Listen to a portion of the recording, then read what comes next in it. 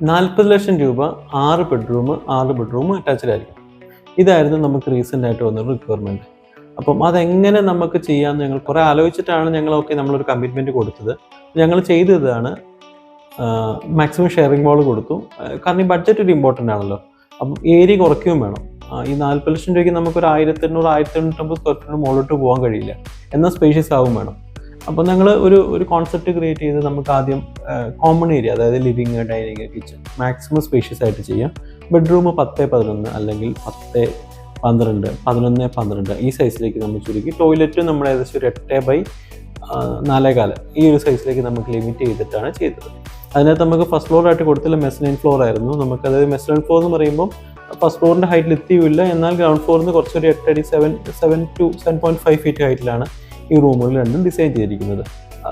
താഴത്തെ 2 bedroom normal ലെവലിൽ നിന്ന് 1 അടി താഴ്ത്തിയും ചെയ്തു. അപ്പം നമുക്ക് ടോട്ടൽ കൺസ്ട്രക്ഷൻ കോസ്റ്റ് കുറയ്ക്കാൻ വേണ്ടിയിട്ടാണ്. പിന്നീട് മാക്സിമം ഷെയറിംഗ് വാൾ കിട്ടുന്ന രീതിയിലാണ് എല്ലാ ഡിസൈനും വന്നിരിക്കുന്നത്.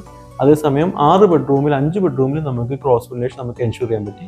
1 ബെഡ്റൂമിൽ മാത്രം നമുക്ക് ഡിസൈൻ വരുമ്പോൾ, ഷെയറിംഗ് വാൾ വരുമ്പോൾ എല്ലാം നമുക്ക് ഒരു കോസ്റ്റ് സേവ് ചെയ്യുന്നൊരു ഘടകമായിട്ട് നമുക്ക് അതിന് മാത്രം നമുക്ക് കിട്ടിയില്ല. ബാക്കിയെല്ലാം നമുക്ക് അവരുടെ റിക്വയർമെൻറ്റ് അനുസരിച്ച് നമുക്ക് ഫുൾഫിൽ ചെയ്ത് കൊടുക്കാൻ പറ്റി. ഇതിനകത്ത് നമുക്കൊരു നെഗറ്റീവ് സ്പേസ് ആയിട്ട് ഒരു സ്പേസ് പോലും നമുക്ക് ഉണ്ടാവാത്ത രീതിയിൽ നമുക്ക് പ്ലാൻ ചെയ്ത് കൊടുക്കാൻ നമുക്ക് ഏറ്റവും നന്നായിട്ട് തന്നെ ആ ഒരു പ്രോജക്റ്റ് നമുക്ക് ഡിസൈൻ അവർ ചെയ്ത് വെക്കാൻ കഴിഞ്ഞിട്ടുണ്ട്.